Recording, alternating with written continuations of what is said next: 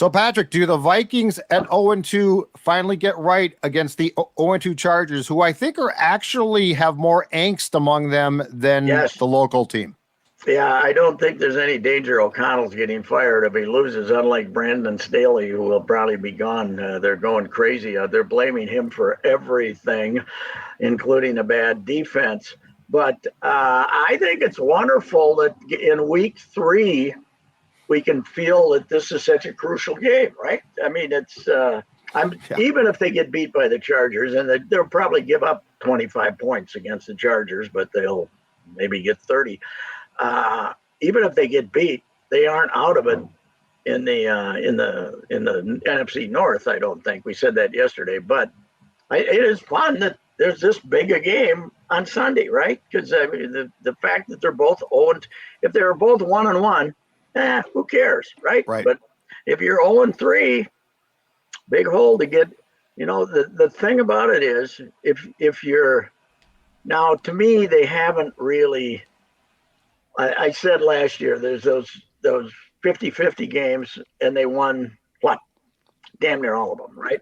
Mm-hmm. And it's the decisive thing is when you end up losing those games, and they lost one of them. I don't think Philadelphia was a 50-50 game, but Tampa certainly was a 50-50 game, and they lost that one. So you're one in the hole already.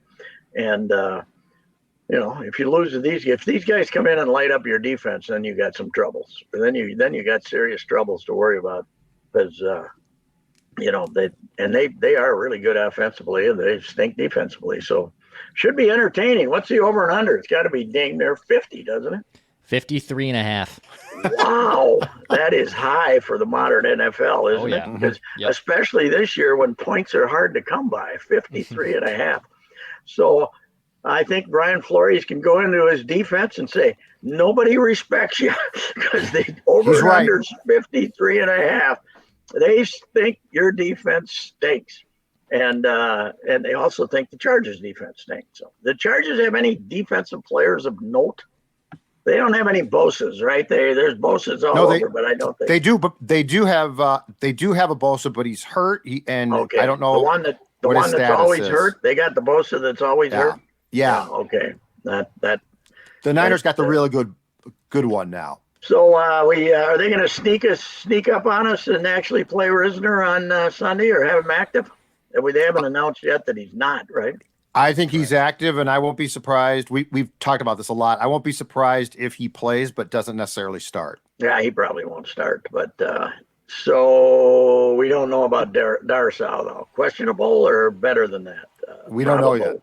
We don't know yet. Yeah, he's practiced. So he's practiced both days that we've got injury reports for, but he's been limited. And Bradbury actually came back and was limited with a back injury on Thursday as well. So there's a possibility he plays. Question for you as a guy who actually goes out to practice once in a while. What's the difference between limited and participating? They're not exactly out there banging into each other, right? So what's limited? You don't run down the field as often? Is that what limited is? It means you take part in any part of the practice once they get done with basically stretching. Okay. So if you do the drills, like the installation and all that. So yeah, it can be nothing. This is what everybody else is doing. So I have no faith. Yeah. The limited guys and the guys that aren't limited are doing the same damn thing, right? In practice. Because they don't. Yeah. If you watch it, you don't practice. That's it. If you watch it. Oh, I see. Okay. Now, if you're in practice and you're practicing goal line during the middle of the week, goal line, how much hitting do they do? Depends on the coach and the week. Right now, not much, I'm sure. Okay. All right. Now, not much. But did you see Trayvon Diggs tore his ACL in one-on-one drills in practice with the Cowboys on Wednesday? What a loss that is, man. That guy, he might be the best defensive back in the league. That's frightful thing. And what, Achilles? No, ACL, I think it was. ACL. He tore his knee. I know. That's even more unlikely in a drill like that than, man alive, that's terrible. That's brutal. And it's funny, nobody's looked better the first 2 weeks than the Cowboys, but we all recall last year we were saying, oh, look out for those Cowboys, and then they stunk. and you lose a guy like that, all of a sudden, that's 20% of your defense right there, I'd say, wouldn't you? Yeah, he's fantastic. As good as he is, he takes takes guys out of the game, and he's terrific and makes 7 interceptions a year, and that is a terrible loss. And when it happens in practice, it makes you think that maybe we should just have them sit in their little school chairs and look at film all week and never do anything. Because, of course, he could have been hurt in the first play. But who came out of that Cleveland-Pittsburgh game in one piece, by the way? Did anybody look at the injury list? That was I haven't looked. Brutal. There were guys, they were dragging guys off the field. That was a snot-nosed football game. And, what Pittsburgh must have had 5 guys down, right, in that game at some point. So it is, you can't make it to the finish line. Who's going to play 17 games? It's almost impossible if you're anything but a quarterback who doesn't get hit a lot or something. It's damn near impossible to make it through the whole season. It's just the speed of the game and the strength of the guy and the fantastic quality of the athletes. It's interesting to me that football, as far as participation, is losing tremendous amounts of players, right? Tremendous amount. And people aren't coming out. But you know what? The guys who are coming out couldn't play anyway, for the most part, because we've got more players than we've ever had in our lives. But from a smaller group of players, you're getting more great players than you've ever gotten. I think maybe the good ones are so great, the ones who are just mediocre say, I'm not playing this game. This guy's going to run all over me and make me look like a jackass. So I'm not going to play. Pat, you have the same thing I used to do with Little League, right? You need the first baseman, and you need a catcher, right? In your Little League teams, right? You need to establish that first before you establish anything else. What is it in football? We need someone who can throw the ball. What would be the equivalent of what we need in Little League with football? When you watch 10-year-old football, what you need is the guy that you just hand the ball to, and everybody runs out of the way because they don't want anything to do with this kid who is. It's fun. I haven't seen a lot of youth football because my skinny grandson thought better of it. He played at 10, but he weighed 65 or some damn thing. He was in danger of getting bent in 7 pieces. So he said, everybody said, don't bother. But it is amazing. There's like those 7 or 8 kids on a field of 22 who love it and want to go with you. Reaver's youngest son is one of those crazy animals that, he's like 3rd or 4th grade. He just wants to run into people and beat the hell out of them. Shocking. Considering his father. Absolutely shocking. Well, the old man he didn't pick up his football skills from the old man. I can guarantee you. That guy was sitting over there ogling the cheerleaders. He had nothing to do with football. He never would have played football. I went out there. I grew up in an era when if you didn't go out for football, you were like a coward. You were. We had worse words for you, but we will not use those in 2023. But I had the good fortune, I think, as a sophomore at Fulda, when I would have had to play on the junior varsity, I had the good fortune of breaking my arm, making an arm tackle. Somebody kicked and broke my arm. I was able to, actually my left arm, so I was able to go hunting all year like this, shooting them out the car window, but I didn't have to play football. And then when I came to Prior Lake my senior year, you had to go out for football. They were smaller than Fulda then, but I popped my knee in the middle of August, about the week into practice. I think it was a meniscus, but the town doctor operated on my knee, and I was playing basketball by late November, but but I didn't have to play football either that year because I couldn't stand it. You know what I hated most about football? Mosquitoes in August. Mosquitoes when you go out on that grass that hadn't been used. We didn't have people playing all summer 7-or-7 or anything. That grass hadn't been touched since the previous year. You go out there and here they come, the swarms of mosquitoes. I hated mosquitoes. You were the Byron Buxton of your football teams, is what you were. You couldn't stay healthy. That's right, and was damn happy not to. I didn't like football. I never could figure out the horizontal. I was terrible in geometry and stuff. I could never figure out like what was going on this level. I'm an up above guy, not a sideways. I couldn't figure out what the hell was going on. Where's he coming from? That kind of deal. So anyway, yeah, but it's great to have a game that important this early in the year, I think, and be schooling up a storm, because if you lose this game, it's a long haul. How about those Bears, by the way? I wanted to talk about the Bears. I would have given anything to cover the Bears this week, man. Yeah. Wow. Now the general manager who we almost hired, right, Ryan Poles. Yeah. They liked him a lot. He came out and said, "You're right. We're screwed up." Right? Basically, he said this thing. But he said we still have confidence. We're not panicking. His words were, "We're not panicking." But he came out and admitted that. Yeah. Well, he had a impromptu press conference in week 2. After week 2. Yeah. What they made this defensive coach's retirement or resignation into Alan a Williams. great mystery too. Do we have any idea what? Well, they're saying they're respecting his privacy. So there were rumors that the FBI raided his house and Hallis Hall. They said no, that's not true. He said it's because of his family and taking care of his health. But he's the guy who, I think it was 2 years here, Patrick, was Leslie Frazier's DC here with the Vikings. Really? Alan Williams. I can't remember that. Yeah. Really?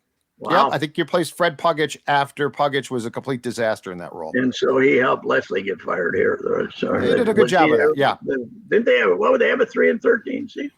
Yeah, but he didn't get fired after that. He went 3-13. Then he made the playoffs, if you remember, in the game they lost to the Packers. And then he had a bad year and got fired after that. And I think it was the last 2 years that Alan Williams was the DC for Leslie. I watched a lot of last night's game, and Hockley once again made me puke. Those guys, that officiating crew. The Giants, they're in enough trouble playing the 49ers. They don't need you on their side all night either, making, this guy, a couple of those bumps downfield that they gave him first downs on were brutal. I thought of you as I watched that game. He gets in there and gives them the big pep talk on Wednesday night. Says, call everything. I get to be on the mic when you call something, so don't be afraid to throw the flag. Let's ruin the game if we possibly could. I was hoping for the big boy on the sidelines from the Giants when he was reaming out that official to actually storm the field and go after Hockley. I was hoping for him when they called That's the side judge, right? Yeah, when they call that, he's got to take abuse. Have you seen the amount of abuse those guys? It's incredible. I've never seen in every other sport they eject you eventually, right? Yes. These side judges, the coaches are just screaming, slamming stuff down, and they get away with it every time. Yeah, and I thought actually Dable, is it Dable or Dable? Brian Dable. I thought he kept his composure pretty good until that one call where they stopped him up at a goal line and they said, don't worry, we found something. We're gonna give the 49ers another chance. That Dabo though, he might be an MVP. Is he unbelievable? How many yards he can get, Samuel? It's run. Do everything. Yeah. Debo, yeah, he's fantastic. Yeah, Debo, he is fantastic, and McCaffrey's great too, but he'll get hurt. Yeah. He won't make it through the September, but he's great. He's great too. And they're they're so good they can get away with that mediocre quarterback too. So that's Purdy? Yeah, he doesn't make mistakes, so that's good enough. That's what they want. Anyway, we get a chance to win her tonight, clinch it at home, then we can jump around like Eddie. Oh yeah, I'll be there. We haven't got the word on Royce yet. We'll get that, I assume, before the game today. But because he had the MRI yesterday, but we can't say at noon what it is. You're gonna get what they want you to get on that, though. I'm not trusting what they tell us today. I'm guessing it's going to be day to day. That's my guess. I bet they DL him though today. Don't you think? I hope so. They should. Yeah, I don't know. Did Nick Gordon play for the Saints last night? I didn't look at the box score. He played he had 3 ABs the day before and left the game, but I would think they'd call him up and just in case Royce can't go at the next Sunday. So I don't know. Gordon not play last night. He did not. Nope, he did not play. Buxton played. Struck out a couple times. Oh, did Buxton strike out twice? Mm-hmm. Yeah, Buck did. Yeah, we're not worried about Buck. I don't think Buck can help us in the middle of the infield, can he? No. It might be hard on the knees to play in the How middle. about, hey, Royce, how about this? How about you give Brooks Lee a peek? You can't. Well, you can give him a peek, but he can't be eligible for the postseason. You got to be on the 40-man on September 1st. So he's not eligible for the postseason. But you can put him on you could play him this week and see what you think. But I don't think they'll start his clock because I don't think they have to put him on a 40-man this winter. So he'd take up a spot. You can he can be an invitee to spring training and then make the team. But I don't think he's got is this year 3 for him or is it 4? If it's 3, then they don't have to put him on a 40-man. Yeah, it's year 2 because he was drafted last year. They're more likely to, and that Austin Martin, they can't look at him either. But they got to put him on the 40-man. I think he's been a 4-year guy. Can't hit them. He run like the wind, pretty good fielder, no power whatsoever. So it picked up, didn't it? Yeah, he had a good month of August after. I went and saw a game of him, Pat, and I ripped him, and then he went on a month tear where he was slugging like 600. But now, he's. He's he can run. He's a great athlete, but I don't know where he's going to end up. He should probably be an outfielder. He might, it's the way he can run. Maybe he's a center fielder of the future because it'd be interesting to see who ends up on the 14-player list. But at least the boys can, if they win tonight, they can spray champagne. But Detroit playing a night game again. So, on the coast. So even if Cleveland loses, you can't run around and jump around. And if you get beat tonight, they're facing some pitcher nobody ever heard of, though. They should go out and get 8 runs tonight and let the 21,000 people who are there tonight have a party. I was going to ask you about the crowd. Yeah. What's the crowd going to be for the Angels? I bet the crowds won't be real good this weekend, but that's, as we said, though, we've been saying it for a couple of weeks. People feel better about this team than they did a month ago. That's for sure. Yeah. After all including the frustration, us. as you said, you even got that was a good win out of me. That was the first time this year, right? That was a good win. So anyway, we'll find out about Royce tonight, and that'll tell us a lot about whether the losing streak will end. If they lose 2 straight, they were better off not making the playoffs. Wouldn't you say? If they lose 2 straight. If they get it to 20? If they get her to 20? They were better off finishing 3rd in a rotten division than getting that. It is mathematically impossible to lose 20 straight playoff games in this. You can't lose 20 straight anythings in the sport of baseball. It would be mathematically impossible. And that's... Well, they're only 2 away, Pat. So what do? You pitch Pablo and Sonny. Do you pitch them again the rest of the year? Maybe once. Probably not. Maybe a couple, 3 innings, right? I bet they'll get one more turn, and then you're going to call up. Right, Saturday. Well, they won't you might get a Randy Dobnak sighting by the end of the year. I don't think he's on a 40-man, is he? But he could is he be. Not? Wow. Now let the Dauber come up and.